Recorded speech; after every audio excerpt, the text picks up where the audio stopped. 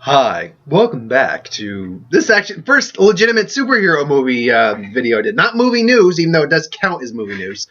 Um, but it is the first legitimate superhero, like I do my Star Wars ones. The Star Wars ones aren't always movie news. They're just sometimes a Star Wars video. Like I said, I'm interchanging the Star Wars and the superheroes now.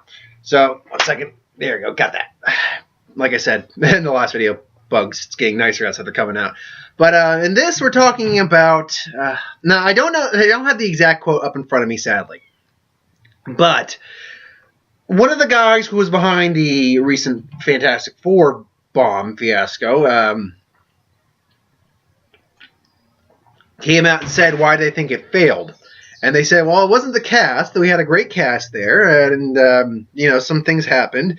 But, one of the problems we had was we didn't stick with the DNA of the comic. The Fantastic Four are much more fun and a bit more lighthearted than, say, the X-Men universe. So, going forward, we're going to try to, work on that a little bit for the sequel, which means they still have hopes for a sequel. So, first off, excuse me while you hear some clicking. I want to just get some statistics up here real quick. So first off, where should I start with this? Would I prefer to start with what I think about them still possibly thinking of a sequel, or the idea of what they got wrong? I think I'm going to start with what they got wrong, because I want to at least get my stuff up here. Fantastic. There we go. Or, anyway. So, when saying they got the tone wrong, they got the idea wrong for the fantasy, that's not the DNA of the comic, basically goes to show, for me, they have no idea what the fuck they are doing with this property. The Fantastic Four was lighthearted, was more fun, more friendly. You're a dumbass if you think that. The Fantastic Four got dark as shit at points. You're talking about people who went into space, got mutated. One guy's skin morphs off and becomes a giant rock. One guy can turn himself on fire and incinerate the planet if he wanted to. At one point, the woman was pretending to love the Thing just so she can get a piece of his skin because it was valuable, and he just tears it off and gives it to her and walks away after heartbroken. We're talking about a group of heroes who fight a villain who's capable of such horrific things like going to hell to get his mother, wearing the skin of his loved one like a leather suit, eviscerating people with magic, with technology, and you're going to look me in the eye and say they're funner and more friendly? You have no idea what the hell you are talking about. You really don't seem to get it. Let's be clear. You guys, Fox Studio, tried to do a more lighthearted and fun Fantastic Four. Those failed miserably. In fact, I have all three of them up right now. The current one does not count. First one, Fantastic Four, in 2005, was made on a $100 million budget. Worldwide, it made $330 million. 30.5 if you want to get technical. So actually, it did make money. The movie actually did make money. So the sequel seemed warranted. Silver Surfer, which I'll admittedly saw in the theater with a friend of mine and kind of enjoyed. I actually even called a line. It was just like, nah, when he, Doom just messes the guy up with, the Silver Surfer, I was like, nice. I'm like, nice. And he goes, nice. I'm like, oh, I called it. Nice. Anyway. That was made on $130 million. Made on $30 million more. And again, this is not including marketing. That made $289 million, which, again, you take a third out, give or take. That means it made roughly a little under 200 million. Or 200 million. So, 280, let's say. Or 180.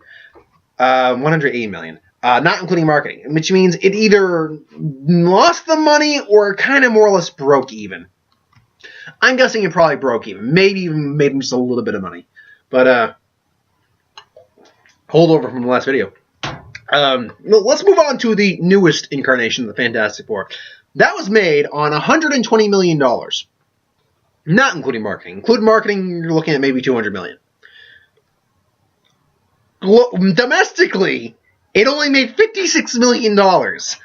Globally, I'm just going to round up on this because it's like literally like a couple thousand away from the actual number. 168 million. Take the third out, it made a little over $100 million. Where in God's good earth do you get the idea that this can make a profitable franchise at this point? It has nothing to do with the fact that the movie was dark. It has nothing to do with the fact it was not as lighthearted or funny. In fact, I admit I'm like what a lot of people actually were. The first basically before they go to the alternate dimension, the movie's choppy and it's not perfect, but it's kind of engaging. You are kind of invested. And then it just goes to shit after that. And the Doom sequence in the hall where he's blowing people's minds up scanner style was admittedly not Fantastic Four, but was pretty fun to watch. We will admit that. Me and Mark both admit that. But that was not the Fantastic Four. I'm sorry. That was not the Fantastic... First off, they were too fucking young. That was not fucking Victor Doom. That was not Dr. Doom. And then you killed him in the movie, so you can't bring him back for a sequel. You have one of the best villains in Marvel history, and you waste him. And then the effects, the fight sequences, the humor, that ending line. Oh my god, that was a legitimate facepalm for me and Mark in the theater. Just... oh my god, really? Oh, that was painful. So here's the deal. It's not the fact that the movie was dark. In fact, a couple of the dark elements worked in the movie's favor. Again, Scanner Doom blowing people's heads up. It's the fact that the writing was shitty. I don't know what I think it was. This was directed by Josh Trank, right? Yeah, Joe. I don't know what Josh Trank's actual original version of this movie was. I don't think any of us will ever know that. Except for maybe the execs who chopped up. Now, let's be clear. I'm not saying Josh Trank is exempt from the fault of this movie, because I heard there was a lot of problems with Josh Trank. Whether or not those are true, that's a different story entirely. I'm going to say there might be some blame on both sides, but without a doubt, the majority of the blame has to go on Fox. If Trank is to be believed, which I would think he is to be believed, because Fox apparently has a history of sticking their hands where they don't belong, they butchered this film. Because they are hoping to possibly merge this with their X-Men franchise and do a cinematic universe like they have with Marvel, like what they're trying to do with DC. But it's just not working. X-Men, they seem to do fine. I mean, I've heard some mixed things about Apocalypse, saved by judgment before I actually see it. But X-Men, they have down, basically, more or less. There's always a bump in the road. But, take Wolverine Origins and maybe Last Stand out of the equation. X-Men, they seem to have down, more or less. They seem to know how to use their X-Men property correctly. Fantastic Four has been nothing but miss, and then giant fucking miss. At least with the last two, because the Corman one they did was just so they could keep the rights. At least with the first two, they didn't really lose money on the first two. You can argue the second one, but the first one actually did make them money. So you can argue that the last two didn't really hurt them at all. They took a buttload of pain on this one. They took a major loss on this movie. So why do you feel the need to continue to botch this franchise up, to continue to try to make it work when it's so clear after 4 consecutive times you can't do this franchise? This franchise is not in your ballpark. You would be much better just either waiting for the rights to lapse to Disney, or maybe just even selling it off to Disney, because frankly they've been known to do amazing. They've been doing nothing but swings and hits, basically home runs, more or less. I mean, they got Spider-Man back, more or less. They still owned by it's co-shared, basically. It's co-owned by both studios now. And when he was in Civil War, he was used perfectly. So I look real forward to see what they do with him in the Marvel Universe now. You could do the exact same thing with the Fantastic Four. And honestly, the Fantastic Four, Marvel might not even use them. They might use Galactus and Silver Surfer, though. And Doctor Doom. They could completely use them, and they would be such great villains to see in the Marvel Universe, because Marvel still needs to work on their villains. But seriously, why do you get this? I am wondering if the fact that they want to continue. The fact that they want to continue to try and do this is because of Disney, because of Marvel, because they hate them, because they don't want to give their shit back to them. And honestly, if they tried to make an offer for Disney, Disney would just be like, look, you want to get rid of them, just wait for the rights to lapse and just work on our stuff. That's what you did with Daredevil, Blade, Ghost Rider, Punisher. That's what you did with them. And look, Daredevil and Punisher are working just fine on Netflix. Which goes to show that Marvel knows how to handle some of their shit better than fucking Fox does. Because I admittedly enjoy, for stupid reasons, I own the first Ghost Rider, which honestly is the better of the two because it has a better story and some better acting. Though Idris Elba is fun in the second one. But it's more just kind of a guilty pleasure movie. But I own all the Blades. Third one is the worst, but it's still entertaining for certain reasons. Daredevil, I do own Daredevil too. And I actually don't hate Daredevil, believe it or not. I think Daredevil's not a bad movie. There are parts of it that are bad. The teeter-totter scene is horrible on the playground fight sequence, but yeah, and I don't own any of the Punishers because I've just never been a fan of the Punisher. But the point remains is that Marvel obviously, and I think that's the problem. I think I'll be honest. I do think that's the reason they aren't going to give it up yet. Because I mean, honestly, they could sell it for the Fantastic Four for. Frankly, they could sell it for like $500 million. Marvel would be like, you know what? Fine. Let's at least try to do some good grace here. Take it back. Give them the $500,000. Guess what? You can make. Because the world today is made on such high budget movies, you can make either $100 million movies on that, $50 million movies on that, or if you want to get really technical, really super awesome, you can make $20 million movies on that, or some combination of that. Hell, you could make Deadpool 2 on a fraction of what you get from that deal, and it will still be far more profitable than all your Fantastic Fours put together. You want to look at those statistics, actually? Look at those statistics. Deadpool, at a $58 million movie, has made like $763 million, I think. Basically, it's the highest rated R-rated movie, highest rated Fox movie, I believe. 1 second, actually. I want to figure that one out real quick. Deadpool, yeah. Deadpool. Alright. Okay, so Fox. I'm going all time real quick here. Bug.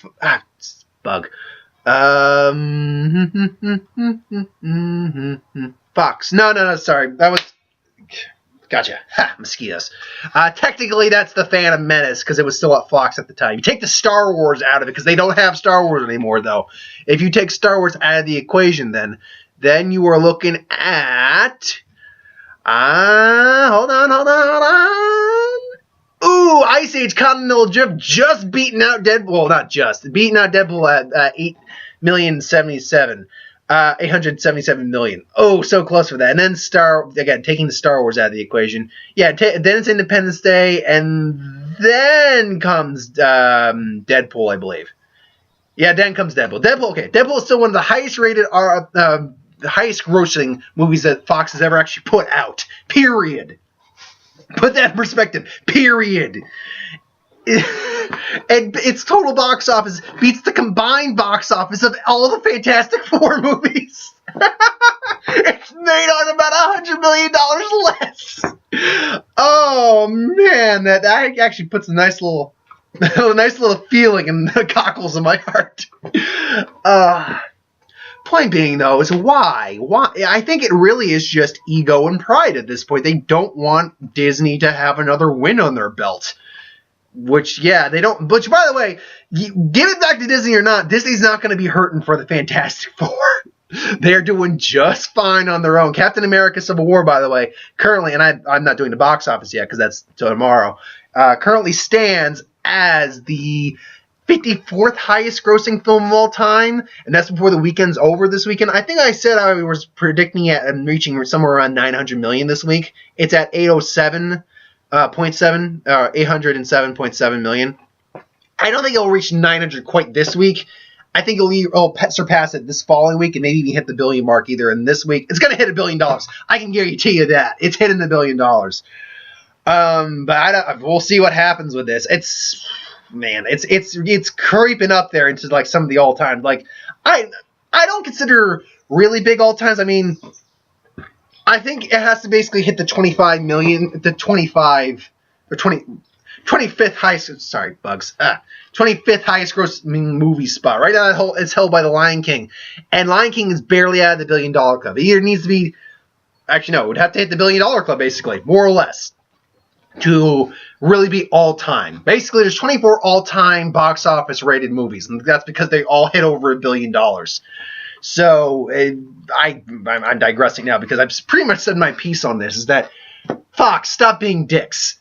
Either just stop focusing on the Fantastic Four, because putting energy into something that, basically, you're putting energy into running on a treadmill. You might be getting a workout, but you're not going to be getting anywhere. You're just going to be staying right there. What you need to do is get off the treadmill, have a nice energy water and maybe a power bar, rethink some stuff, and then be like, walk over to Marvel, who's just hanging out by the Bowflex, and be like, you know what, bro, you know, and maybe if you give us a little something, we can have Fantastic Four back, okay? We're sorry, we're kind of dicks. It's just, we don't like you that much.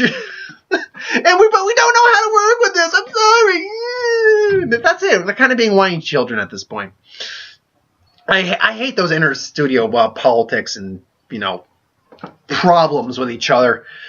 Why can't we all just get along? I heard a great question on Movie Talk today. I'm pretty much done with the video, but I heard a great question on Movie Talk, kind of related to that, is that in the future, because Wolverine 3 is Hugh Jackman's last X-Men movie, is Wolverine.